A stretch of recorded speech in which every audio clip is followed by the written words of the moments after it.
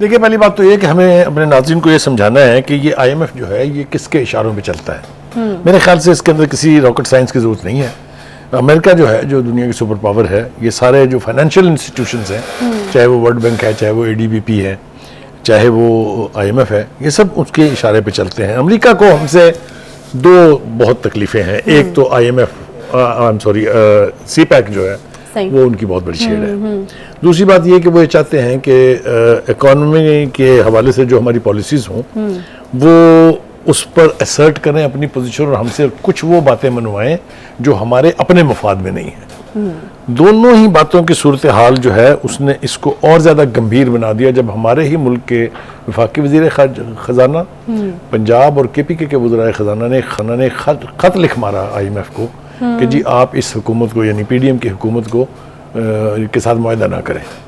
मेरा ख्याल है इससे घटिया हरकत जो है, नीच हरकत सोची भी नहीं जा सकती कि आप अपने मुल्क के खिलाफ साजिश करें। एक दूसरी बात यह कि अब अचानक आपने देखा है कि वो अमेरिका जिसके बारे में साइफर लहरा के एक पार्टी के सदर ने बावर कराने की कोशिश की थी कि जी मेरी हुकूमत का तख्ता उन्होंने उल्टा, साजिश की है उल्टी, अब उनके साथ उनकी मोहब्बत की पींगें बढ़ रही हैं। चाहे वो ज़ल्म खलीलजाद जैसा एक घटिया डिप्लोमेट हो, वो बयान जारी करे, या वो 69 या 60+ जो लोग हैं जिनमें मेजॉरिटी जो है वो प्रो इंडिया और प्रो इजराइल हैं, और उनमें से और ज़्यादा एक वाज़े मेजॉरिटी जो है वो एंटी चाइना है, उनकी तरफ से जो ख़त लिखा गया है अमेरिकी वज़ीर ख़ारजा को कि जी वो पाकिस्तान पर दबाव डालें कि जी वो एक पार्टी के जो सरबराह हैं उनके साथ ज्यादती नहीं होनी चाहिए। ये सारा कुछ पस मंज़र हमारे लोगों को मालूम होना चाहिए कि ये क्यों है। एक दूसरी बात यह है कि हमें नाकों चने चबवा दिए हैं उन्होंने, जो कुछ हम नहीं करना चाहते थे, यानी अपने ही लोगों की ज़िंदगी को अजाब बनाने के लिए नई टैक्सेशन, नई कंडीशनैलिटीज़, वो हमने सब कुछ मान के देख लिया, लेकिन उनके कान पर जूं तक नहीं रेंगी। लिहाजा मुझे यूं लगता है, I can be wrong, I can be corrected, कि इसहाक डार साहब जिसको हम कहते थे कि क्या मैजिक वैंड है उनके पास जो हालात को ठीक कर देंगे, उन्होंने बिलाखिर ये फैसला किया है कि टू हेल विद यू। अच्छा, ये जो मुआहदा होना था ना, जिसके लिए हम पिछले साल भर से कोशिश कर रहे थे, जिसको साबका हुकूमत जो है वो 2 दफ़ा तोड़ के हमारी क्रेडिबिलिटी का पट्टा बिठा गई थी, उन्होंने कहा कि अगर अब ये हो भी जाए, अगर आप अब मान भी लें कि हम आपको ये प्रोग्राम दे रहे हैं, तो बहुत तखीर हो चुकी होगी, हमारा तो बजट बनने वाला है अब। सही है। एक डेयरिंग फैसला उसने ये किया कि ओके जनाब, थैंक यू वेरी मच, इसको तो आप भूल जाएं। अच्छा, तो भाई साहब बजट में भी तो कोई इंटरफेयर करने की कोशिश IMF की तरफ से की गई मेरे ख्याल में। अगर हम IMF का प्रोग्राम लेते हैं तो हमें बजट उन डूज एंड डोंट्स की यानी सरहद के अंदर रहते हुए बनाना है जो हमें IMF बताए। लिहाजा मैं समझता हूँ ये बड़ा डेयरिंग फैसला है, और आपने नतीजा देखा है इसका कि जो ही हमने ये फैसला किया, धड़ाम से डॉलर की कीमत गिरी है, धड़ाम से जो है वो पेट्रोल की कीमत नीचे आई है।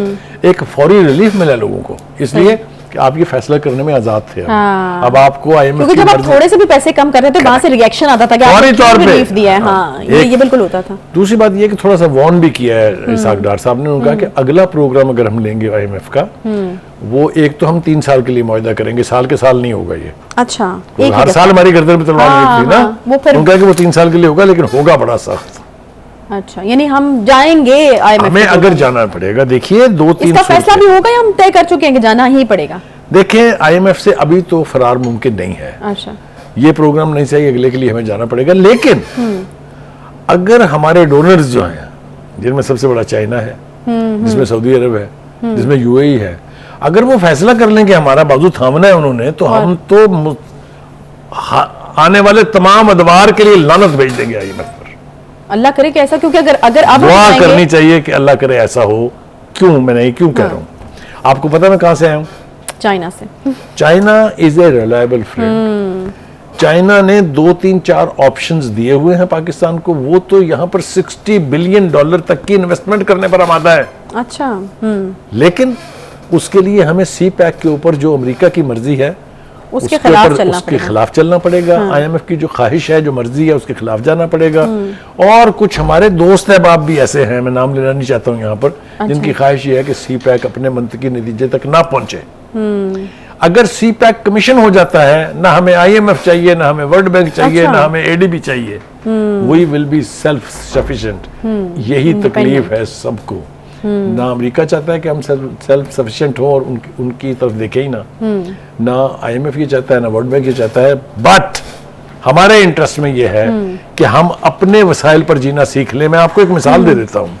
ईरान एक ऐसी मिसाल है जिसके ऊपर एक तवील अरसे तक सैंक्शंस जारी रही हैं। हम दूसरे मुल्क हैं जिनके ऊपर एक तवील अरसे तक अमेरिकन सैंक्शन, लेकिन भाई साहब अगर खुदा ना खास्ता हमें उस मुआहदे के अंदर जाना पड़ता है तो महंगाई तो अभी 38%, खाने पीने की अशिया एक साल में 48.65%, ट्रांसपोर्ट के किराए जो है 53% महंगे, तो फिर क्या हाल होगा हमारा एक ही हाल है। मैं जिसकी तरफ जा रहा था आपने मेरे रास्ते में टोक दिया। वो ये है कि हम सेल्फ रिलायंस पे बिलीव करें, हम जीना सीखें, हम अपने अल्ले तल्ले बंद करें, नॉन डेवलपमेंटल एक्सपेंडिचर जो है उसको कम करें, हमारे जो लाइबिलिटी के अदारे हैं उनकी सेहत को दुरुस्त करें, हम ऑस्टेरिटी यानी सादगी जो है इख्तियार करें, हम लग्जरी गुड्स के ऊपर इंपोर्ट करनी बंद कर दे, तो हमें तो किसी की जरूरत ही नहीं है देखने की। मैं ये वसूख से कह रहा हूँ। चलिए अल्लाह करे कि ऐसा ही हो, एक कौम बनना होगा उसके लिए, वो प्रिवेल करे और एक कौम जो है वो बनना पड़ेगा, यकीनन कौम बन के दिखाना पड़ेगा अगर इस क्राइसिस में से जो है वो बाहर आना है। इसके साथ ही प्रोग्राम का वक्त यहाँ पर खत्म होता है जी। बहुत शुक्रिया बुखारी साहब आपका।